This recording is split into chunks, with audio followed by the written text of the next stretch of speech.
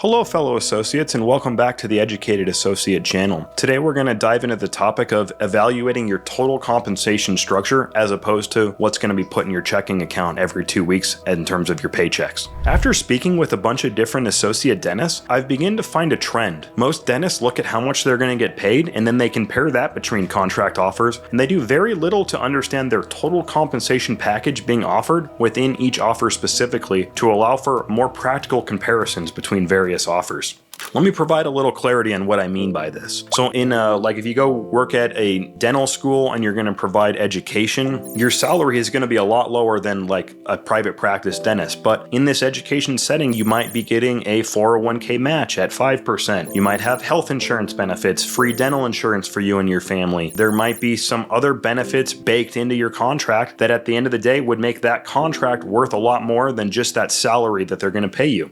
Now, conversely, when I've worked in a private practice, I received a paycheck and nada, zilch, nothing else. There was no benefits, there was no health insurance, there was no 401k match. It was my paycheck, that was my compensation package. So I wanted to provide a little clarity on comparing the two. If you get an offer that has lots of benefits versus an offer that's just for the paychecks, being able to compare those can be a bit challenging. So in my book, there's a whole portion written about this, but basically your total compensation package equals your base salary plus the value of the benefits. Now, the value of the benefits is a personal question. So while I'm going to provide some benchmarks, some references, you have to decide what each thing is worth to you. If you're a single person in your 20s with tremendous health, maybe having health insurance coverage is not that important to you. Whereas for me, having a wife and kids, having health insurance baked into my agreement was incredibly important. So you have to decide for you what the value is for each of these. But let's jump into some benchmarks.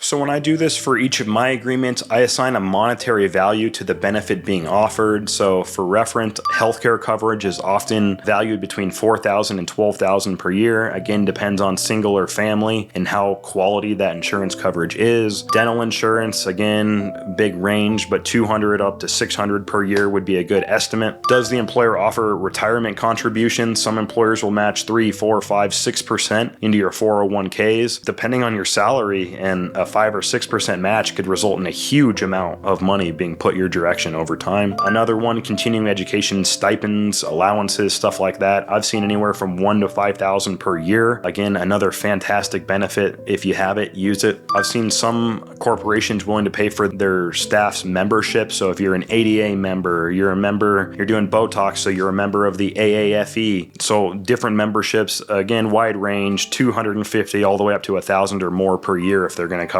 some or many of those for you. Another huge one, your malpractice insurance premium. Depending on the surgeries you do, this is typically between $1,000 and $3,000.